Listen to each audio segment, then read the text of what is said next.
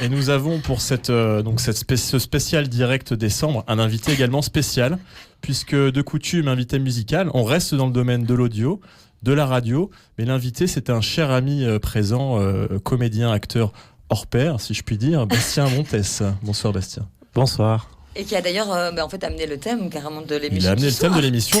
Ami très cher et comédien hors pair, ça c'est la deuxième fois que je le dis, mais comme je le pense, il faut le souligner. Bastien nous fait le plaisir de sa présence née d'une rencontre d'abord professionnelle dans un bar bruxellois où nous avons œuvré pendant plusieurs années. Relation devenue amicale avec beaucoup de culture, beaucoup de fêtes. 3 petits points, nous passerons aux détails, c'est le moment où ça ne nous intéressera plus vraiment. Merci. C'est là que c'est intéressant. Peut-être, l'émission est longue. On a le temps d'y venir. J'ai eu l'idée il y a quelques temps de t'inviter parce que je trouvais que ton travail, en tout cas actuel, était en parfait accord avec la radio, la radiophonie et l'expression, en tout cas orale. Voilà, dans ce rapport radiophonique en tout cas qui fonctionnait très bien.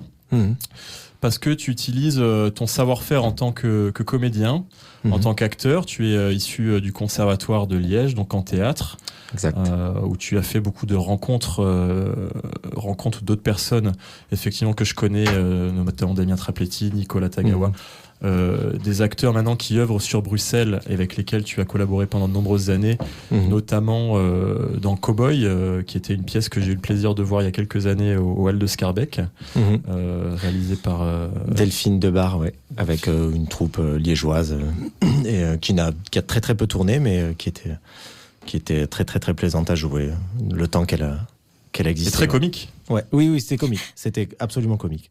Ça fait beaucoup de choses comiques. Oui, c'est ça. Essentiellement des choses comiques. Bon, c'est comme ça. Ça peut situer un peu nos auditeurs pour ce qu'ils vont entendre dans quelques minutes. Tout à fait. Je crois. Ouais. Par Grand Vent aussi, qui a été joué au Tanner, donc Bruxelles également, que j'ai vu il y a combien de temps vous avez joué? C'était il y a 1 mois et demi, et c'est une pièce écrite et mise en scène en aller-retour avec des acteurs, actrices d'ailleurs, par Elena Doraciotto et Benoît Pierret. Et voilà, donc c'était sa première exploitation, si on peut dire. Voilà, c'était la création, et on va voir quel avenir elle a. Et on va pas la résumer ici, cette pièce. C'est pas le sujet d'aujourd'hui. On est là, on a beaucoup de choses à raconter. mentir. Et j'aime bien parce que jusqu'à là maintenant, les auditeurs savent absolument pas de quoi. C'est très mystérieux. Quel est le lien là pour l'instant? Même nous, en fait, c'est comme un épisode de Black Mirror. Ce type, bordel, qu'est-ce qu'il fout à coucher? Allez. Là, les gens, ils sont en train de trembler dans leur bagnole. Ils ont entendu Playboy. Allez, merde. On est créateurs d'accidents sur le ring. Les gens sont en train de trembler avec le volant à la main. C'est chaud. D'accident, le ring il est bouché. Là. Ouais, c'est clair. Non, mais le problème, c'est que même en étant stagnant, avec le volant, ça part dans tous les sens. Les pneus, ils se rentrent dedans, C'est une collision de pneus. Qu'est-ce que je voulais dire? Oui, c'est ça. Donc, tu t'es trouvé une passion, comme on disait précédemment, pendant le confinement. Oui. Alors, comme tout le monde, vous me direz, tout le monde a développé des passions. Bien sûr. Pour beaucoup, c'était le pilates ou le yoga en ligne. Pour d'autres, ça a été, je ne sais pas quelles étaient vos passions pendant le Covid. Qu'est-ce que vous avez découvert de particulier pendant ce temps? Tiens, faisons un petit tour de table, ça peut être intéressant. J'arrive même pas à me souvenir. Non, je crois que j'ai 2 enfants et j'en ai fait beaucoup de bricolage. Voilà. J'ai fait beaucoup d'enfants. J'en ai 2. J'en ai déjà 2. J'ai arrêté le bricolage pour faire des enfants. Moi, c'est un peu horrible, mais le premier truc qui me vient en tête, c'est le vin blanc. Je pense que là, c'est la période de ma vie où j'ai le plus picolé. Mais évidemment. Mais comme Bastien avec le vin rouge. Alors je crois, pas spécialement, mais disons que les origines françaises peuvent revenir par moment et que le vin rouge y contribue. Oui, je suis redescendu à ce moment-là. J'étais dans ma famille, je suis redescendu dans mon village natal, dans ma famille de vignerons désargentés, devenus des gens qui ont fait autre chose que la vigne après. Voilà. Et donc tu t'es trouvé cette passion pendant le confinement, pas celle du vin, mais celle de la comédie et du théâtre mis en audio au service de pièces radiophoniques, de la littérature enregistrée. Et donc je me suis mis à enregistrer des nouvelles d'un auteur que j'aimais beaucoup. Par quoi tu as commencé alors Quel auteur tu as commencé à travailler ? Il s'appelle Marc-Édouard Nab et c'est un auteur français un peu honni, mais passionnant, et qui a un recueil de nouvelles qui s'appelle Chaos et autres contes qui sont très colorées, très violentes, grotesques, très belles aussi, dans des univers très caractérisés, que ça peut être le paradis ou alors la Turquie des derviches tourneurs ou bien l'Inde coloniale ou des trucs comme ça. Et c'est très grinçant, et les univers, en fait, en lisant ces choses-là, je me disais, mais il y a tout un univers, tout un imaginaire qui pourrait être illustré au même titre que, je sais pas moi, Gustave Doré illustre la Divine Comédie, ou alors Crumb, un dessinateur américain, a illustré la Bible, sans me comparer au génie du tout de ces gens-là, mais vraiment à ma toute petite mesure. Je me disais, autant illustrer un auteur que j'apprécie beaucoup, mais voilà, en faisant l'acteur, quoi. Mais j'étais tout seul dans mon coin, donc j'avais un micro et un ordinateur. C'est le moment où tu as commencé à travailler sur un logiciel audio, donc tu as dû apprendre ça de ses débuts, de ses fondements, quoi. J'ai souffert de longs mois durant sur Audacity. Tout à fait, ouais. Et puis un jour, quelqu'un a sauvé ma vie en me faisant découvrir Reaper. J'ai gagné, il y a un monde après. J'ai gagné beaucoup de temps. Ouais. Voilà, pour ceux qui ne le savent pas, Reaper, c'est un logiciel audio qui permet concrètement c'est le plus complet qui existe en édition audio, parce qu'il est open source. Enfin, il demande une cotisation pour un règlement, si on veut en tout cas contribuer à la société qui l'a créé, mais il reste accessible pour tout le monde gratuitement, et il permet de totalement customiser son interface, d'éditer le son de manière très très précise et complexe, là où d'autres ne le feraient pas. Donc voilà, c'est un chouette logiciel pour ceux que ça peut intéresser, amis créateurs sonores. Voilà, petite parenthèse. Et donc tu as commencé par de la littérature, dirons un peu plus classique, française, je crois. Oui, ça, il y avait cet auteur-là qui était contemporain, oui, et puis ensuite je suis passé à d'autres choses, un peu au gré en fait de mes humeurs. En trouvant des nouvelles qui me parlaient beaucoup, sur beaucoup d'histoires d'amour quand même. Quand j'enregistrais des trucs en dehors de ce recueil, c'était souvent, je vivais une rupture à ce moment-là. Ah oui, c'est ça, donc t'étais déjà dans la thématique. Ouais, mais bon, après c'était pas que des histoires comme ça, mais le fait est que au fur et à mesure que je choisissais des trucs, ça répondait à des choses que je traversais, mais sans forcément. Oui, tu cherchais pas forcément, avant, ouais, c'est voilà. ça. Un homme teinté de romantisme. Peut-être. Et donc progressivement, via ce billet, tu as développé donc ton travail audio, ta création audio. Et aujourd'hui, présente-nous le travail que tu vas faire. Est-ce que tu peux nous en dire deux mots ? Quel en a été le lien, les origines, et comment maintenant tu le développes ? Eh ben, il s'est trouvé. Donc j'enregistre maintenant pour Playboy. Donc d'abord, je travaille pas pour Playboy. Je suis pas employé par Playboy. C'est juste, en fait, Playboy Playboy France, parce qu'il y a une maison mère à Los Angeles qui est le magazine d'origine et qui a écrit. La maison dont tu parlais dans ta rubrique de Hugh Hefner, que tout le monde connaît de nom, et qui est le. Tout à fait.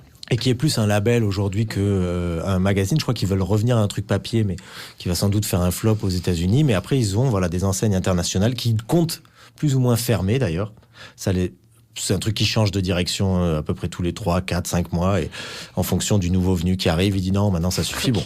Mais Playboy France a changé. Donc c'était devenu un torchon, littéralement un torchon, dans lequel un ami a réussi à s'intégrer en tant qu'écrivain. Et finalement, l'ancienne direction a dégagé et lui se retrouve rédacteur en chef. Voilà, il s'appelle David Vesper et il est rédacteur en chef avec son frère Julien Vesper est directeur artistique. David Vesper qui est écrivain, qui a écrit notamment pendant le Covid. Revenons, c'est pas pour parler du Covid tout le temps, parce qu'on essaie de l'oublier. Et en plus, mais c'est tellement ancré maintenant. C'est tellement ancré maintenant dans notre recherche qu'on est obligé d'en parler. Mais qui a écrit une sorte de journal que j'avais lu, que tu m'avais prêté, journal d'un confiné léger notamment. Tout à fait, ouais. Et qu'il publiait chaque jour et qui était passionnant parce que il est vraiment écrivain et donc il a vraiment une lecture artistique et très sensible du monde qui l'entoure. Et voilà, donc ils ont récupéré le magazine et ils essaient donc d'en faire.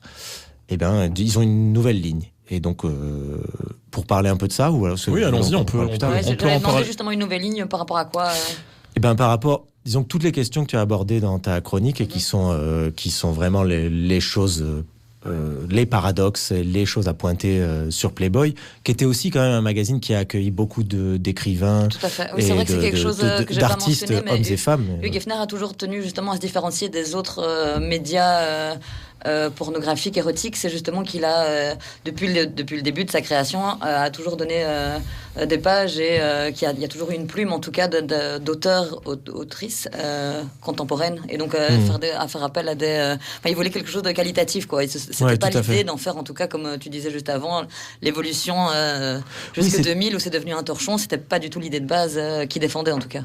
Oui, et puis c'était évidemment un magazine que un grand nombre de gens achetaient pour voir des meufs à poil, mais c'était aussi, bon, c'était pas juste des meufs à poil, il y avait une certaine idée, disons, de l'érotisme défendable, selon, voilà, chacun c'est aussi des goûts et une position vis-à-vis de tout ça, mais aussi, voilà, bon, il y avait des gens comme Nabokov, comme Genet, comme Hemingway, comme plein de gens qui écrivaient là-dedans, et c'était un magazine culturel, artistique, de tendance, il y avait des photographes célèbres, voilà.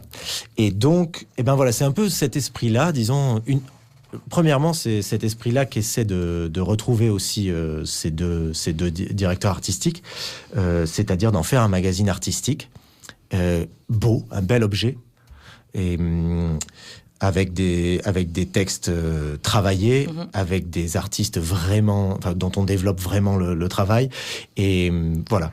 Et l'autre ligne qui a beaucoup changé par rapport à ce que c'était avant, c'est les Playmates. C'est la place des Playmates dans le magazine et sur le site aussi, sur le site internet, et dans la vie de Playboy en général. C'est ça qui est très important, et c'est pas, encore une fois, je suis pas VRP de Playboy, mais c'est ça qui a... Disons qu'elles ont une... Déjà aujourd'hui, la plupart des Playmates, elles ont des Insta, elles ont en fait une carrière, oui, elles existent à part entière, sans forcément dépendre de Playboy. Voilà. Elles souhaitent, s'y produire, faire partie de la maison et tout ça. Elles ont plus ou moins d'acquaintance avec la chose et tout ça, mais elles ont une existence. Elles se sont approprié leur image, leur corps avant d'arriver au soi-disant Graal Playboy. Et je sais, en fait, j'y pensais tout à l'heure quand tu parlais de tout ça, et je me rappelais d'un post qu'ils ont fait il y a quelque temps, que Playboy a mis. Il publiait une fille qui s'appelle donc Eve, voilà. Et à la fin, il terminait par: nous espérons que vous vous rendez compte du courage de toutes ces jeunes femmes et de la chance que nous vous offrons en leur donnant de la lumière pour que vous puissiez faire leur connaissance. Ce ne sont pas que des images à fantasmes, mais de vraies personnes avec qui nous tissons un lien privilégié. Bienvenue, chère Eve. Bon, elles ont toute une petite interview maintenant sur le site. Mais c'est prendre conscience, effectivement, comme c'est exactement ça, c'est enlever ce côté objet, et ce ne sont pas juste des outils, des engins de plaisir. Il y a comme tu dis, il y a une personne derrière. Enfin, comme c'est indiqué, il y a une personne derrière, quoi. Voilà. Bon, et ça, c'est selon moi la deuxième, la chose la plus, la deuxième à égalité, chose très importante qu'ils ont fait. En témoigne la couverture, le numéro qui vient de sortir hier soir, aujourd'hui. Et oui, pour le coup, c'est un timing pas du tout fait exprès, mais ça tombe super bien. Oui, tout à fait. En fait, on est en lien direct avec Hugh. Attends, il y a Hugh qui m'appelle, excuse-moi. Ouais. Attends, je peux pas lâcher avec... non, mais ce garçon est mort, et puis surtout en plus, les gars de Los Angeles, ils sont ah oui, tranquillement, j'ai pas l'info. En 2017, j'ai pas tant bossé que ça. Tout ça, Hugh Hefner a rien à voir avec Playboy France. Non, c'est ça, et puis depuis un petit temps, quoi, oui, c'est ça. Mais voilà, donc cette couverture, elle est là, on l'a regardée tout à l'heure, et voilà, c'est un...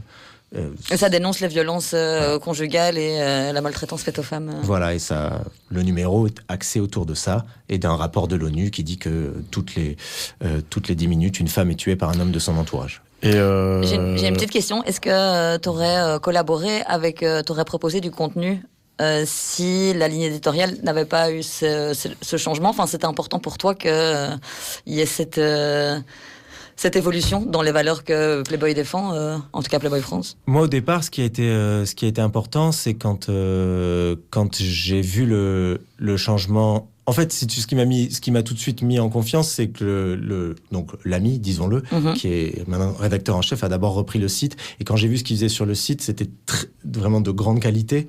Et la façon dont les filles étaient montrées, la façon dont tout ça a été organisé, ça reste Playboy. On peut avoir des choses à dire dessus, bien tout sûr, ça. ouais. Mais je trouvais cette approche à la fois déjà très qualitative culturellement et très respectueuse. y compris parce que des mots étaient posés sur le lien qu'ils avaient avec les Playmates, sur leur démarche. Donc voilà, moi j'ai commencé à faire ça et maintenant je le savais pas, mais quand il m'a montré la couve, je dis, donc la couve en question, bravo, voilà. La couve en question, je vais rebondir dessus, mais c'est une couve où il n'y a pour le coup pas de Playmate mise en avant. Je crois j'ai vu un post comme ça où la couve était assez particulière, je crois, cette dernière édition. D'accord. Il y en a deux. Il y a une couverture vierge avec un texte qui parle qui parle de ce rapport de l'ONU et qui donne des chiffres par rapport aux violences conjugales. Et l'édito est en accès libre, il est lisible, il est très clair sur ce qu'il raconte. Et l'autre couverture, c'est un monceau de cadavres de femmes. Et donc, on voit que ce sont des femmes qui ont posé, c'est des Playmates qui ont participé au shooting. Mais voilà, ce sont des femmes, c'était un tas de femmes mortes. Voilà, avec toutes les 10 minutes, une femme est tuée par un homme de son entourage. Et Sur ces belles paroles, on va faire une petite pause musicale. C'est à Panique, Radio Panique 105.4 FM, radiopanique.org.